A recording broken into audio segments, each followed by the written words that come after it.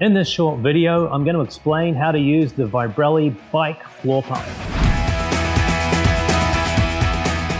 The first thing that you need to do before inflating your tire is work out which type of bike valve your bike tire has.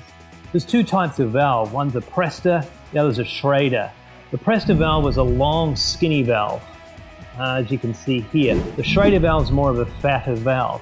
This is really important because the Vibrelli bike floor pump can inflate both types. However, you need to make sure that you're inserting the valve onto the correct side of the valve head.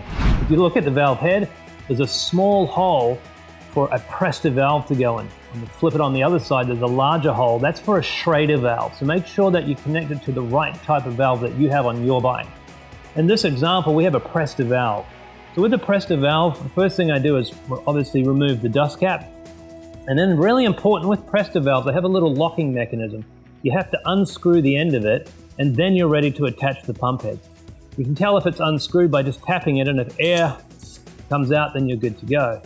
So now I take the small side here of the valve, I push it on, and then I lock away. It's really important, there's a gray locking lever. You have to clip that away from the tire, so away from the tire, not towards it. Once you've locked it on, it should be on nice and firm and there'll be no leaks. It's really important to make sure you do all of these steps to get a nice tight seal on the valve head, so then we're ready to inflate. Now, what PSI you need to inflate to will depend on your tire.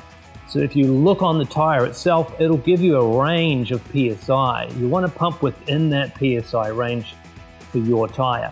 So now that we're ready to go, we just simply inflate standing on the two foot pads.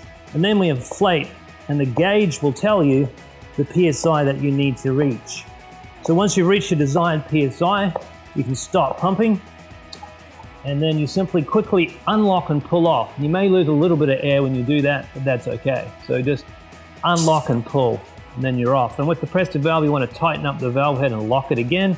And it's a good idea to always put your dust cap on to keep it nice and clean. So there you go, that's how to use the Vibrelli bike floor pump.